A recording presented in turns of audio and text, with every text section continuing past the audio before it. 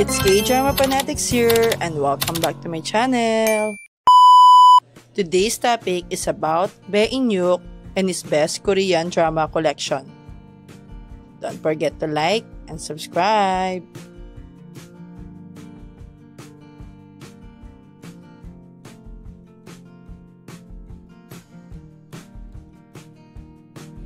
Number 1. The Story of Park's Marriage Contract. It tells the story of Park Yun-woo, played by Lee Se-young, a Joseon Confucian girl who struggles to return back to Joseon after time traveling 200 years in time to the year 2023, after being thrown into a well by an unknown person after the death of Kang Tae-ha, her husband. Bae In-hyuk, who played the role as Kang Tae-ha, a stand-up fishman who prioritizes logic over emotions and a potential successor to SH Group.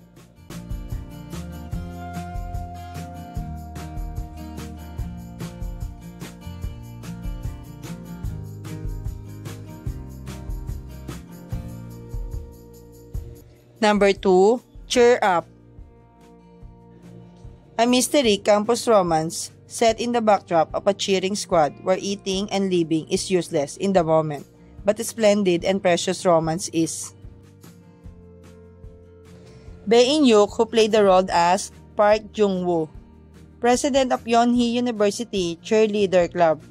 He has a pure and romantic character with an upright heart.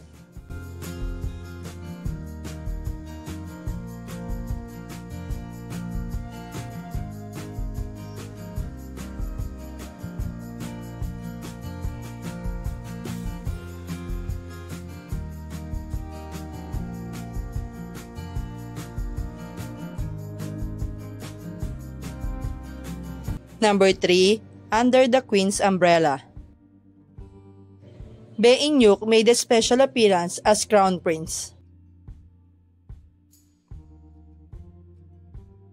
Under the Queen's Umbrella, set in fictional period within the Joseon dynasty, the series deals with the top 1% education method to make the troublemaker princess, who caused nuisance for the royal family, into proper princess.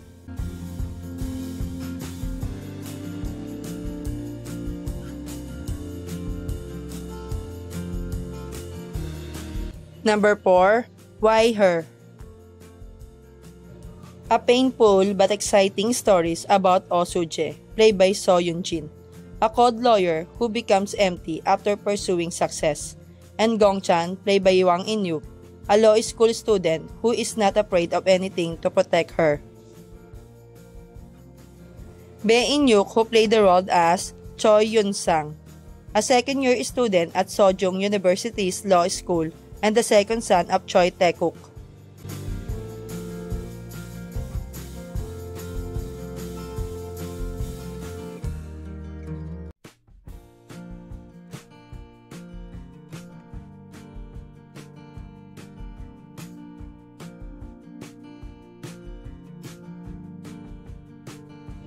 Number 5. At a Distance, Spring is Green. At a Distance, Spring is Green is a coming-of-age campus story about youth in their 20s whose lives appear to be like the beauty of spring from afar, but cold and harsh when viewed up close. Bae In-hyuk, who played the role as Nam Soo-yoon, a third year at Myeong-il University, a cold and cynical perfectionist who gets into confrontations, big and small, with the people around him. His father died when he was young and his mother is sick, so he works part-time to support his family, including his little brother.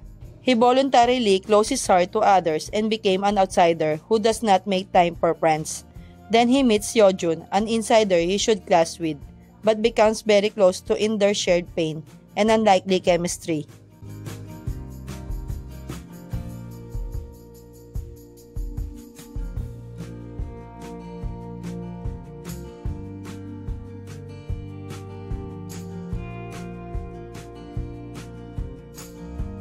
Number 6. My Roommate is a Gumiho.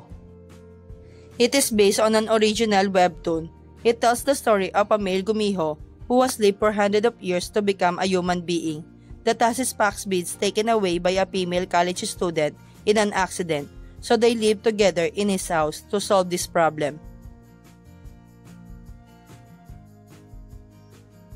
Bae In-hyuk, who played the role as Ge Sun-woo, Lee-dam Sr. in a college who is a lady's favorite. He develops interest on Lee-dam because she keeps on avoiding him. Later, they also get tied by a red thread of destiny, but eventually it cuts off as Sun-woo leaves the country for higher study.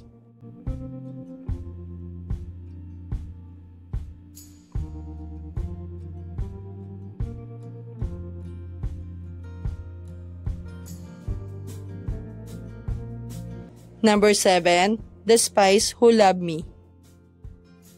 The series revolves around Kang Arum, played by Yoo In-na, a wedding dress designer, and her two husbands, ex Jun Ji-hoon, played by Eric Moon, and current husband Derek Yoon, played by Im Joo-won, who both hide their real identities from her.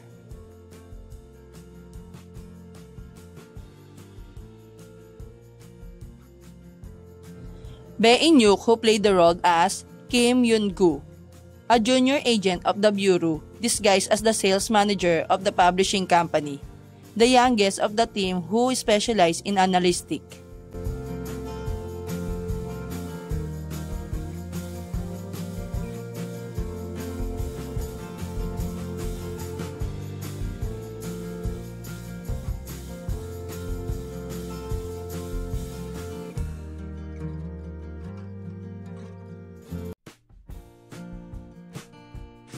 Number 8. XX.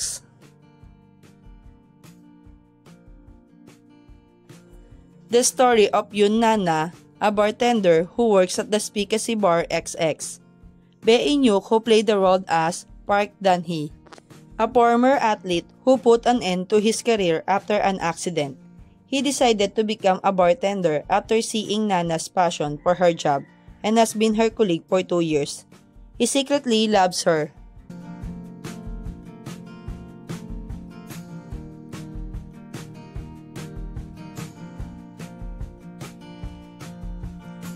Number 9.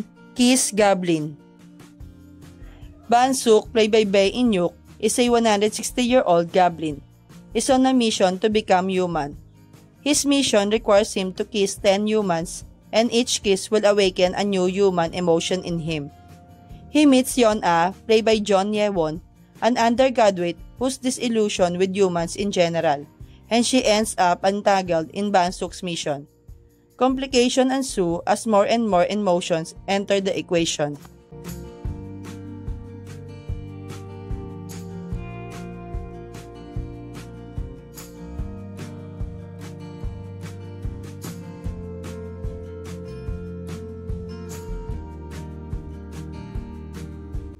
Thank you for watching.